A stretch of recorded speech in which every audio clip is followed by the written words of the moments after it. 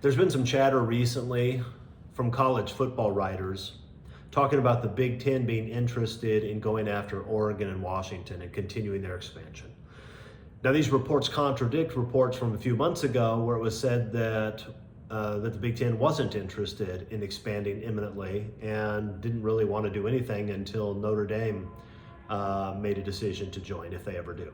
So I don't know if these stories are true. And I can't offer you any insight on that because I'm not an insider in any of those conferences. Here's what we can do. Let's talk a little bit about why this move might make sense and might not make sense for the Big Ten, and what I think the Big Ten should ultimately do. And let's also talk about what USC should do as a result. So there are two assumptions that I'm making in my analysis. Assumption number one is that it still requires 70% vote of member institutions in order to expand. That was widely reported at the time USC and UCLA joined the Big Ten. I assume that bylaw is exactly the same. If the bylaw is the same, then 11 out of 16 would land you just barely under 70%. So I'm going to assume it requires 12 votes in favor of expansion to expand. I don't know that for sure. They could have reached some different conclusion since then, but I'm going to assume that. And that means that it only takes 5 no votes to shut it down. That's assumption number one. Assumption number two is that Washington and Oregon would actually be allowed to join if invited. We know they would. We know that the schools themselves would accept, or at least they would want to. Staying in the Pac-12 after USC and UCLA go, in light of the uncertainty there, in light of the terrible media deal it appears they're about to sign, would not at all be appealing. If Washington and Oregon could join the Big Ten, they'd do it. The question is whether they'd be allowed to. There are state legislators in both states who have raised the possibility that the state legislature would stop them from leaving Washington State and Oregon State behind. And obviously, any law like that would just make it so those schools could never join the Big Ten. The Big Ten is not going to invite Wazoo or Oregon State. Those are fine institutions, I'm sure. Maybe I'm not sure. But regardless, they don't have any appeal to the Big Ten or any of the other major conferences, okay? So I'm going to assume that Oregon and Washington would be allowed to join if they were offered admission. I don't know that, but let's assume it. All right, the question then is, would the Big Ten take them? Now, we know that these decisions are driven primarily by money. And most of the time when people say that, they say it as a bad thing, but the reality is that money decisions make sense in all kinds of businesses. And it's hard to compete in college football if you make dramatically less than your rivals in other parts of the country. If you want to beat Alabama, and if Alabama has enough money to hire the best coaching staff, the best analysts, to have the biggest recruiting budget, to have the nicest facilities, it's going to be tough to beat them. Doesn't mean it's impossible, but it's tough. They're already good and they're smart. If they also have all those material advantages, you're going to have a tough time catching them. And so money does matter, and these decisions aren't foolish. Well, sometimes they make foolish decisions, but the rationale behind them, the need to capture additional revenues, isn't foolish. In college football, this is a zero-sum game, both for the conferences and for the schools. We always think about it in terms of the schools, right? USC's looking at the situation saying, we're contributing, according to a report we'll talk about later, $130 million a year in media rights value. We're getting 30, which means that teams like Vanderbilt and Northwestern are making dramatically more. And USC realizes that Ohio State and Michigan and Alabama and Georgia and just about everybody else that's a major power in college football is making dramatically more money than USC is, and that the discrepancy is probably going to get worse. So it's obviously a zero-sum game for USC. If somebody else is making the money and you're not, then you're going to be in trouble. So you can never say, well, we're making enough. You're not making enough if somebody else is making twice as much. But the same is true for the conferences, because I want you to think about this.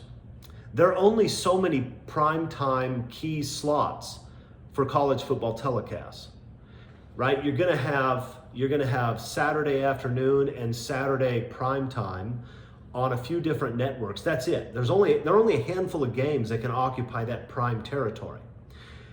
And there's only a certain number of dollars that are floating around by these handful of networks in order to pay to put a college football game in that time slot. What that means is that if another conference is stronger than you and they sign a media rights deal where they're playing in the key slots on Saturday afternoon and Saturday evening, there's not another slot for you, and there's not going to be the kind of money you want. You're going to be stuck in a situation that the Pac-12 is now, where they're talking about streaming on Apple TV and nonsense like that, which is absolutely terrible, not only in terms of revenue, but also for your brand. It makes you clearly a second-rate conference. So the conferences have to worry about whether the other conferences are stronger or weaker. The stronger your conference gets, the bigger the media rights deal is you're going to be able to sign, because you're going to be able to offer very attractive games in the most attractive and most lucrative time slots, all right? So it's a zero-sum game for everybody. The conferences have to pay attention to what other people are doing. And when the SEC pulls in Texas and Oklahoma to go with Alabama and Georgia and Florida and all the other traditional SEC powers, the Big Ten has to make a move. So it makes sense picking up USC and UCLA. We know why they did it. So here's the deal. Expansion can help a conference. There's no question that the SEC is going to be richer and more powerful in light of their acquisition of Texas and Oklahoma. I don't think there's any question that the Big Ten is going to be richer and more powerful because it acquires USC and UCLA. But that doesn't mean that expansion always works, because obviously, unless you're increasing the size of the pie with your expansion targets, it doesn't make a whole lot of sense. So, but there are a couple different ways expansion helps, right? If you go from 14 teams to 16 teams, you increase by about 11% the number of games that you're playing. So a 14-team Big Ten will play 42 out of conference games, because they're all going to play 3 out of conference games, so 14 times 3, 42. And they're going to play 63 conference games. So the 14 teams are playing each other. Every week you're going to have 7 games. You're going to do it 9 times, right? So you have 105 total games to offer. You expand to 16, you go to 48 non-conference games, 72 conference games, and so you jump up to 120. So you increase the total amount of your inventory. That matters, but it's not everything, right? Because a lot of that inventory is going to be the lower level games that are going to be on the Big Ten network, maybe FS1 or something like that. The key, obviously, is better games. The better games you can offer, the more attractive your conference is, and the more likely it is that that the networks are going to be to pay you a lot of money. You want to expand with teams which will drive viewership. We all know that. Now, lots of people focus on the alumni networks and the media markets in determining which markets to acquire. And there's something to that, but I think ultimately it's a fool's errand. Look, Rutgers is the 3rd largest public university in the US. It's got a ton of students and a ton of alums. Rutgers is also in the best, in the #1 media market in the country. So if you're looking at alumni base and media, Rutgers looks like a fantastic acquisition, which is probably why the Big Ten picked them up a decade ago. But the reality is that Rutgers does not give you better games. It doesn't. Rutgers is garbage, and they've been garbage forever. And so a Rutgers-Illinois game is not going to be exciting to a network, because they don't want to show that, because nobody's going to want to watch it. It doesn't matter if there are 9 million people living in Manhattan. Those 9 million people don't care about Rutgers. Alabama has no media market worth anything, but people watch their games. Notre Dame has no alumni base. It's a very small school with very few alumni, but people watch their games. So I think when the Big Ten expanded to include Rutgers, they were hoping that they could get a footprint in New York City. I suspect it hasn't worked. They don't admit that it's a mistake, but it seems like a foolish move. They're not making the same amount of money as Ohio State, but there's no question that they're living on everybody else's charity. The Pac-12, it appears, is going to make a similar mistake by chasing after San Diego State and SMU. Yes, San Diego and Dallas both have large media markets, But those teams are teams that nobody cares about in those media markets. I live in Dallas now. There are some SMU fans, a handful, but most people here root for Texas or Oklahoma or Texas A&M. That's the reality. It doesn't matter that there are 6 million people in this metropolitan area if only 50,000 actually care about SMU. So really what you want is you want to find acquisitions. You want to find targets for your acquisition that can allow you to put on better games. This is clearly what the Big Ten is thinking when it's chasing after, if it's chasing after Oregon and Washington. Oregon and Washington give you better games. The reality is that both of those programs are above average programs in the Big Ten right now. I mean, people will watch Oregon football, people will watch Washington football well before they're going to watch Illinois or Indiana or Purdue or Northwestern or a lot of these bottom feeders in the Big Ten. Those programs don't matter, all right? So if you were starting from a blank slate, it would make sense for the Big Ten to say, yeah, we would like Washington and Oregon. In fact, we would like Washington and Oregon more than we want Rutgers and Indiana. And they probably do, but you're not starting from a blank slate. Teams never get thrown out of conferences. And so once they're there, they're there. And here's the thing, almost all of the teams live off of the charity from the major powers. Remember when the UC system was trying to figure out what to do about UCLA leaving, they did that analysis that said that USC leaving the Pac-10 would mean that each conference school that's left is losing about $10 million of media rights value. What does that mean? Well, that USC at the time is getting 35 million, something like that, from the media rights arrangement, and they're contributing 100 million more. So they're getting 35, but they're generating 135. And everybody else is living off of their largesse, all right? That happens in the Big Ten as well. Ohio State and Michigan are driving revenues in a way that the vast majority of the schools do not. This creates an interesting dynamic. It can mean that while it may be true that Oregon and Washington would be above average Big Ten teams, both in terms of the quality of their play and in terms of their ability to drive viewers, that doesn't necessarily matter because you can't get rid of the bottom feeders who are already taking a big chunk of the pie. They're there and you're stuck with them. In fact, with the exception of a few, they've all been around for probably 100 years, so they're not going anywhere. So Oregon and Washington are going to need to contribute enough that people aren't losing money bringing them in. And that means that not that they have to be better than Illinois, it means they have to be better than the average. And the average includes the windfall that Ohio State, Michigan, and probably to a lesser extent Penn State are bringing, right? That's the way it works. Okay, so do Washington and Oregon move the needle in that way? I suspect they don't. And I suspect they don't for a couple of reasons. One, because they weren't invited last year. And if this was an obvious thing, they would have been invited when USC and UCLA were invited, but they weren't. I also believe that they don't contribute that because there's been a lot of talk in the media about maybe they would take a lower amount, right? Maybe they take a 60, 70, 80% interest in order to join. Because look, if the Big Ten is making $75 million per team over the next couple of years, and I think it's going to go up, but if they're making 75 million, then if Oregon and Washington don't add at least 150 million to the coffers and media rights, then you lose money by bringing them in. Now, why would they not generate at least 75 million? Well, the problem with Oregon and Washington is not that they're not good football teams, but that the Big Ten may already have enough major powers that it can already give you the games you need to fill your time slot. If you're Fox and you need to fill up 2 big games every week, the Big Ten may already be able to do that. They already have Ohio State and Michigan and Penn State and USC. They have the lesser powers, but still recognizable UCLA and Wisconsin, and sometimes Iowa when they can play, Nebraska if they ever get their act together. You have enough big name programs, they can probably already fill your needs in those time slots. And those are the time slots that are gonna pay a lot of money. You're not gonna pay a fortune because now you can show a better game in your 3rd or 4th best time slot on FS1. It just doesn't generate the kind of revenues. And so I'm not convinced that they can generate the kind of revenues that make sense.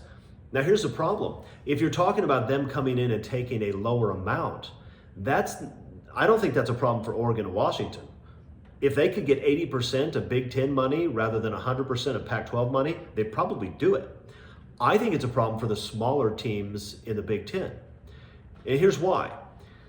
The Big Ten does have a history of new entrants starting with lower shares. That happened with both Rutgers and Maryland, but there was an expectation, I think it was said in the contract, that they would move up, and I think it was maybe 5 years to where they're full members, and I believe they are full members now. USC and UCLA are starting out as full members because of the value they brought. So if you bring in Oregon and Washington and you tell them that you want a delay in becoming full members, that doesn't really solve your long-term problem. Long-term, you're still asking yourself, yeah, but do I make enough money from these guys that 6 years from now, or 10 or 15 or 20 years from now, it makes sense to have them here and we're not losing money on them, okay?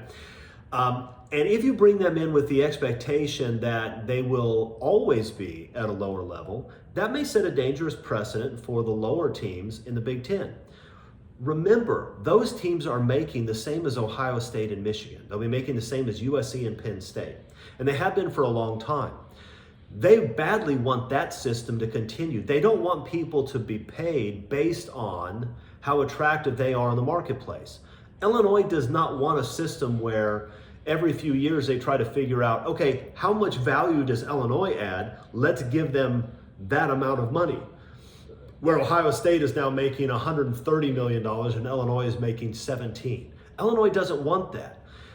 But once you take on a new system where at least some members of the conference are making less than others because they're less valuable in the marketplace, you now open up the door to people looking at you also. And look, of course they will. If Oregon continues to perform well, they continue to be a major brand, they continue to win games and draw significant viewership, why wouldn't Oregon 8 years from now or 15 years from now say, I don't understand why Rutgers is making more than me. I bring a lot more value. And the precedent has already been set to look at underlying value in order to determine what people will pay.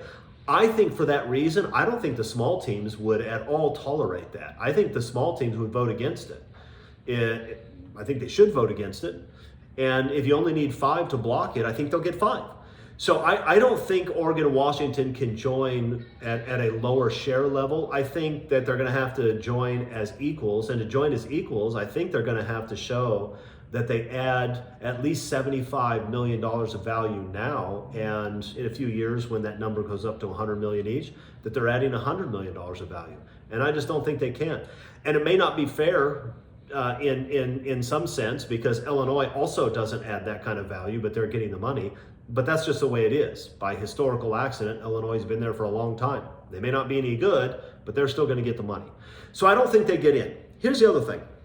Let's talk about what USC should do if this comes up for a vote and they have a vote.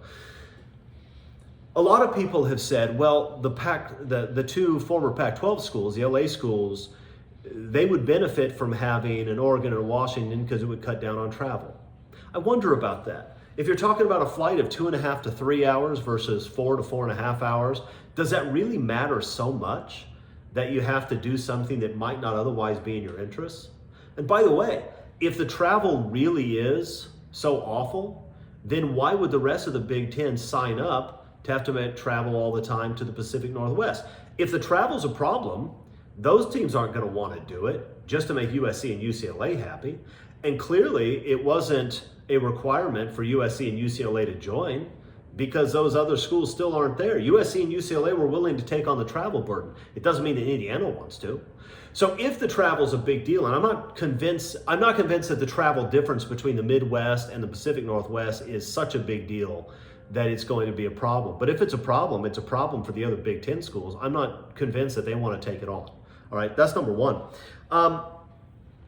So here's the deal. Does USC want Washington and Oregon? I think the answer is no. Oregon has turned themselves into a recruiting rival that actually is able to come to Southern California and steal players. They're not going to be able to do that if they're stuck in a dying Pac-12 that's streaming on Apple while USC is playing Ohio State and Michigan on prime time on Fox, okay? They're not going to be able to compete. Kids don't want to play in what is clearly a second-rate conference, and the Pac-12 is going to be a second-rate conference. And so if you don't want Oregon rating your recruits in Southern California, and if you're USC, you don't, USC has to dominate Southern California recruiting to get where they want to be, then you don't really want Oregon around. You're better off leaving them in a ditch to die, which is what I think USC should do. I think if Oregon and Washington want to join, USC and UCLA should be two of the no votes. But here's the thing. USC actually has some leverage over Oregon if this comes about that they don't currently have. Right now, the NCAA has rules. Those rules seem to imply that pay-for-play schemes that Oregon and Miami and some of these other schools are engaged in are inappropriate. If you offer a kid $500,000 to sign a national letter of intent, you're violating the rules. That's certainly what the NCAA rules seem to suggest. That is USC's understanding of the rules. It is Lincoln Riley's understanding of the rules. And USC has made a decision that it will not engage in pay-for-play. It will help its guys get NIL money, and some of them, like Caleb Williams, are getting a lot of it. But they're not going to engage in pay-for-play. That's clear. And they've lost out on recruits as a result. If Oregon and Washington want to join the Big Ten, and they need USC's vote to do it, why doesn't USC simply say, okay, we'll let you in, but you're going to have to agree to various changes in how you do things. In fact, we'll incorporate these into the conference rules. No more pay for play. You cannot offer somebody $500,000 to sign on the dotted line, Oregon. Oregon may not like it. In fact, I know they won't like it. But it doesn't really matter because USC and the rest of the Big Ten hold all the leverage. So if Oregon and Washington join, I would hope that USC and UCLA will use that the leverage they have as an opportunity to curtail what Oregon is engaged in, which USC believes is wrong and against the rules, and is giving Oregon an unfair advantage. So if Oregon joins, make them play by the same rules that the other teams in the Big Ten are playing by. And I think the other teams in the Big Ten are playing by USC's rules. I don't think there are any pay-for-play teams there. At least Michigan, Ohio State, and Penn State don't seem to be. So if USC decides that they're going to vote yes on an Oregon admittance at some point, I would hope they would use their leverage to force that change. That being said, I'd still leave Oregon in the ditch and let them die. I've already explained for reasons that I won't go into again why I hate that program. USC has a chance to really drive in the dagger. There's nowhere for Oregon to go. The Big 12 isn't a great fit, and the Big 12 isn't going to be able to compete with the Big 10 or the SEC anyway. The SEC is a terrible fit. Talk about travel issues from the Southeast all the way to the Pacific Northwest. That's a terrible option. So there's really nowhere for them to go. Oregon will be stuck. USC could bring in Stanford and Washington instead. They could get better academics and frankly less repulsive teams. So I hope that they don't bring in Oregon. I hope the rumors aren't true, but if so, let's make Oregon behave a little bit in the process. Okay, that's it. Thanks for listening. I'll see you next week.